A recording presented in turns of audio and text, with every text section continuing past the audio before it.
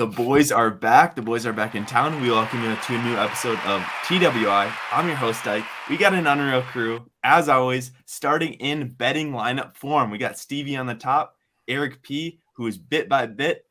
Next in the betting lineup is Big Bet Barter, then followed up by Jared. And last but not least, we got David, Big D3 Youngs, always making some solid bets. He's second in the standings right now. We got an unreal feature match of the week. We got Brandon Nakashima from the United States and Alejandro Davidovich Fokina from Spain. We had Jacob Radke do a little bit of an interaction. He was wondering, what is the most expensive sport out there? What do you guys think is the most expensive sport to play? We'll start at the bottom there with David. Yeah, well, Mr. Radke, fellow Fargo native, that is a great question. I can recall growing up in Fargo, one of my best friends was a hockey player, and he was quite good. So I asked my mother, Mom, I want to play hockey. Can I play youth hockey? She said, along with my dad, if you quit everything else, and that just wasn't worth it for me. I think it is hockey, but I do think a concept similar to hockey that you see in tennis is that, sure, you can play tennis fairly cheap. You can get a racket for $30 at Walmart. If you want to be good, it's expensive. Like rackets right now on the market, a good racket, $200. It goes hockey, golf, tennis. It's nice to know that inflation hasn't exactly impacted the USTA entry fees. Very nice. Yeah. Really same price as they were when we were kids. Great I'm success. curious what Stevie thinks about this whole thing. Stevie, the Iowa native, what do you think is the most expensive sport to play? Well, to be quite frank with you, my parents never introduced me to the expensive sports by design. I think I didn't know tennis existed till I was in high school. So, but I was always told hockey. My parents kind of told me the same thing, like hockey. A lot of kids played hockey in Iowa, so I knew kids that played, but yeah, they're just like, you're not playing hockey. Like, don't even think about it, basically. So I stuck to basketball. Let's try to have a a basketball game tomorrow. And I'm good for the year. But I think the consensus is definitely going to be right here that hockey is probably number one, and then it's got to be tennis, golf, stuff where you're traveling a lot. So although I didn't get to participate, I'm going to take your boys' words for it that tennis is not cheap. Eric P., what do you think about this whole thing? Yeah, I mean, a lot of good arguments. It just, what gets people, I think, is like the recurring fees that you got to pay. Like tennis might be strings. Like if you're stringing your racket every day because you're playing 3 hours every day, that's going to rack up really quick. Same thing in hockey. I know those guys are replacing skates and sticks all the time. Something that we haven't said, I'll make an argument for soccer maybe too, just because I think that might be the most toxic youth sport that's out there right now. And I know to be on a travel team, you're paying big bucks. To do your one-on-one skills coaching, you're paying big bucks. If you're trying to get into an academy, stuff like that, big bucks. So I don't know, maybe in the conversation at least, I think soccer's up there. What about you, Jared? What do you think? I mean, I got a little recency bias because I'm in the process of figuring this all out with my high school tennis team right now. And I know that almost everybody that we have on TWI has coached tennis in some capacity, right? But finally getting kind of take the reins of the budgeting of the program and stuff, man, from a coach's perspective, that really adds up quick. Especially you get a winter or a spring like what we're having right here, where I'm looking outside, I'm looking at the forecast, and I'm saying we're not getting outside in our season until probably mid-April at best, right? So if we want to have any hope of having some sort of season, it's going to have to be indoors, and that's court time, that's hours, that's stuff that's got to be scheduled and booked and paid for. And so I would say that worldwide, tennis might not necessarily be the most expensive sport, but if you compound it by saying tennis in the North in particular, right, the North section even for the USTA, I would bet spends more on tennis than a lot of different places around the country or around the world. And not just the individual, but teams, programs, any sort of competition, just because of the lack of outdoor space most of the year. So it really gets in the way. Bart, what do you think? I mean, if we're actually looking for what the most expensive sport is, like equestrian is by far and away way more expensive than any of the shit we've talked about. My God. Like, if you look at the last several Olympians that have been in equestrian for the U.S., they're all like daughters of billionaires. Billions and billions. How much does a horse run these days? Quite a bit. I would say many miles. I was going to say at least $12, but Jared's joke was better. So I normally at Lunds and Byerly's, I can get a half-pound steak for about 15 or so. Wait a Made second. out of horse? Wait a second. Yeah. what were I those thought people like put in water and they grow? Can you do that with a horse? Who is watching equestrian, by the way? Yeah, I think Eric would watch, low key. hey, Snoop was watching equestrian when he was doing the Olympics. that was hilarious. Actually. Yeah, Play-by-play. 'cause you can watch anything high and it's fun. Smoke weed every day. And He he was with Snoop. exactly right. Hey, keep Yeah. walking, car. Yeah. Okay. You don't gotta impersonate him. That's gonna be Is that racially motivated? that's gonna be problematic. Going to an equestrian event with the boys would be so fun because we'd be so out of place with like all the snobs, I'm assuming, and we would just get tanked. And I know one of us that would not be out of place with the snobs. Who's that? Where is he? These two people above me.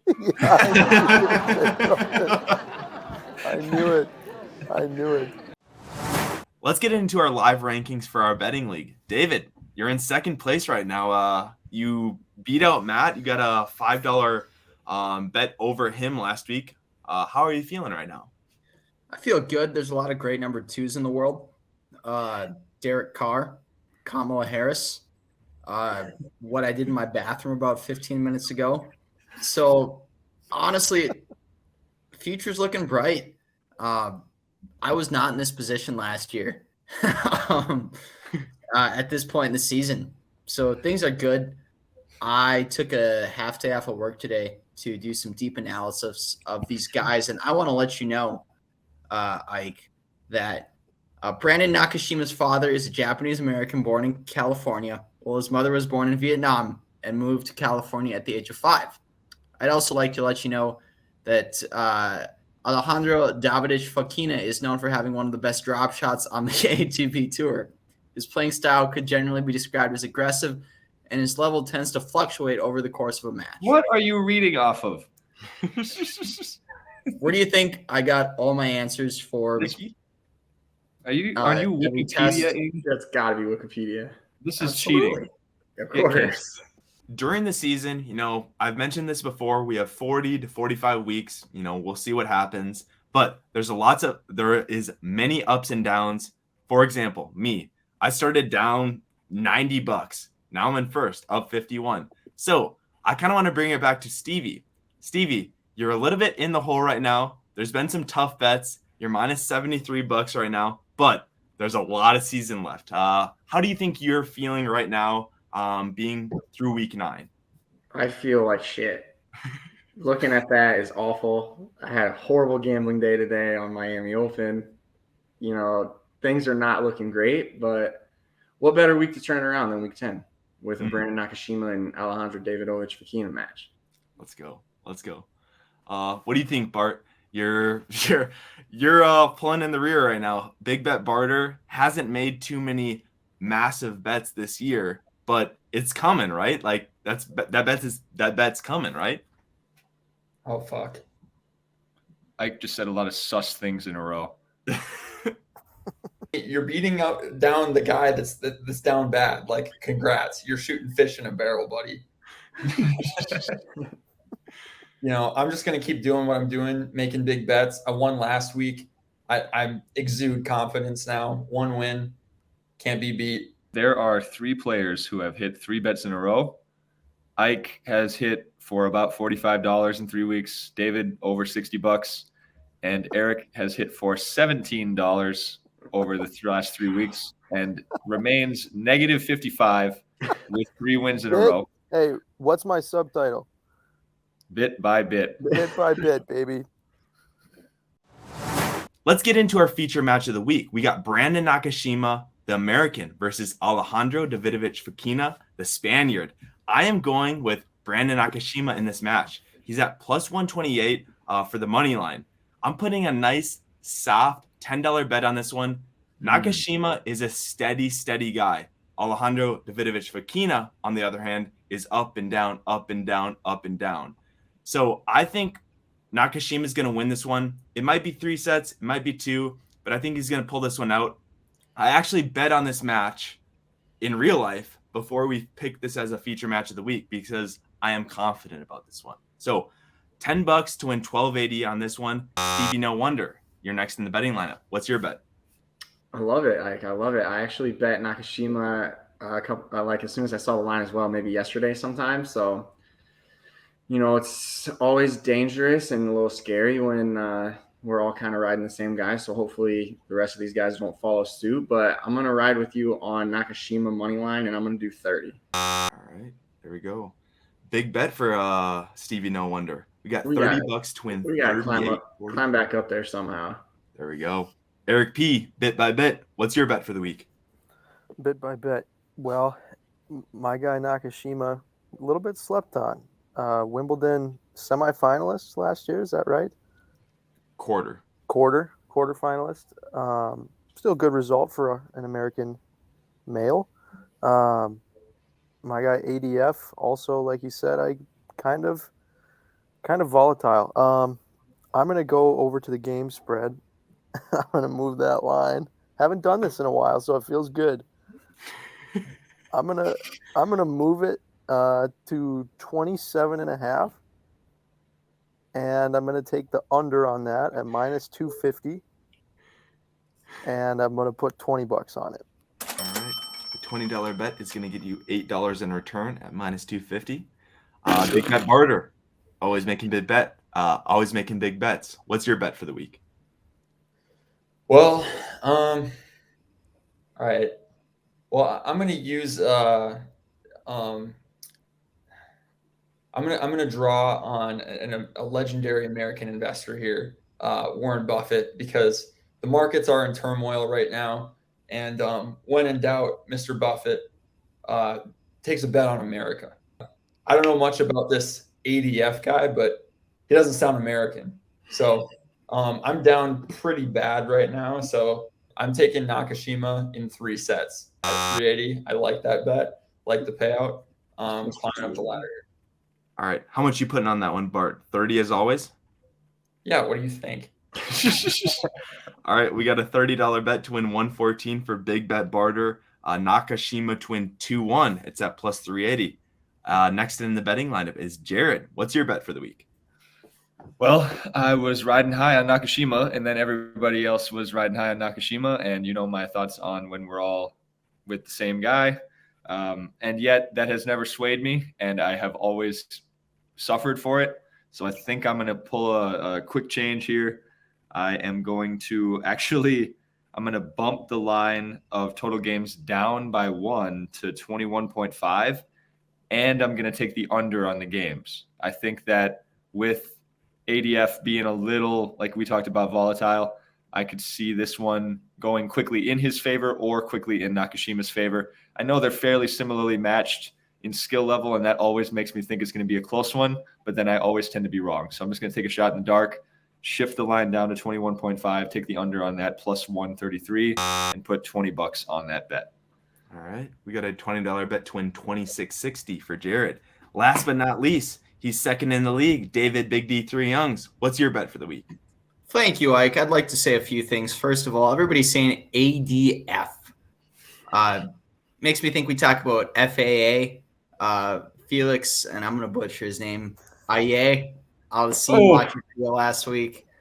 ADF, American Dance Festival, Asure Data Factory, Alliance Defending Freedom. Sounds like a tax company to me.